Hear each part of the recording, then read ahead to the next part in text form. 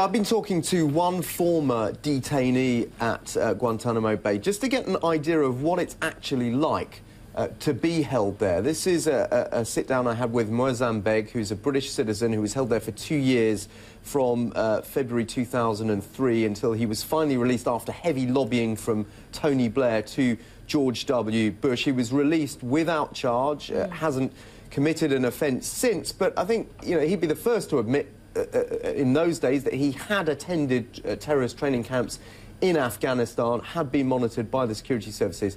Here's his take on his time in Guantanamo Bay.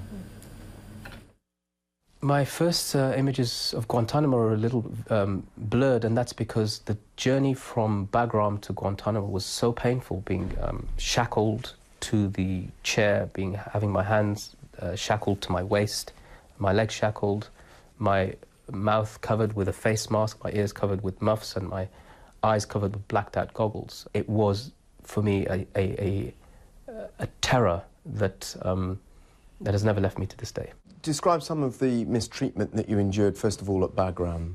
The initiation process that takes you to becoming a detainee, an enemy combatant, means being stripped naked, means being punched, means being kicked, spat upon, sworn at, for your racial and more particularly for your religious background, means having dogs brought over you to growl and bark at you, to terrify you into a state of being really compliant. Did you lose hope in there?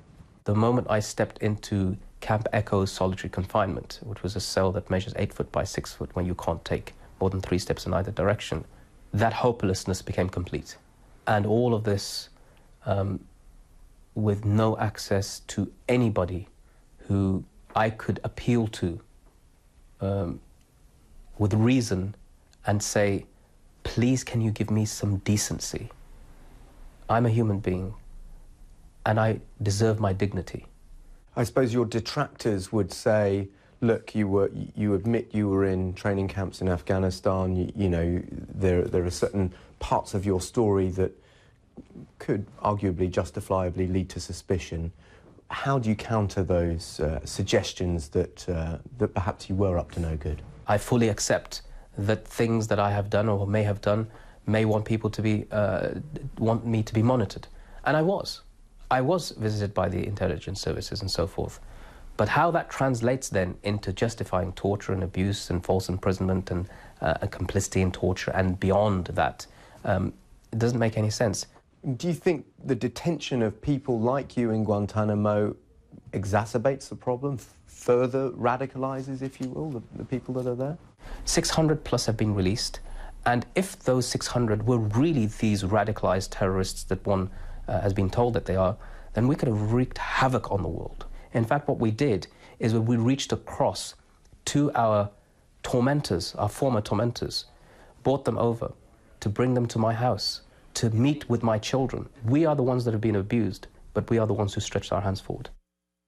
This is essentially an American prison we're talking about, Guantanamo Bay in Cuba. He was a British national. There are nationals from 30 other countries, but he was not the only British national there. Right, there were 9 British citizens in total held at Guantanamo Bay. One of them is still there, Shaka Amma, who's been there for 10 years, coming up on February the 14th. Incidentally, not only Valentine's Day, but the day that his son was born, the son he has never seen, who's now 10 years old, or coming up for 10 years old. Never charged, never faced trial, but the US suspects, like Moazzam Begg, that he had ties to the Taliban, to Al-Qaeda, that he was in training camps, terrorist training camps, in Shaka Amma's case, that he was bin Laden's translator. But I think the point from the detainees that have been released is this. Some of them freely admit that they were on the periphery of terrorist training camps, but they all say that doesn't justify detention without trial, torture, especially when they deny they were ever involved in any active terrorist plot, merely associating with people that may have been.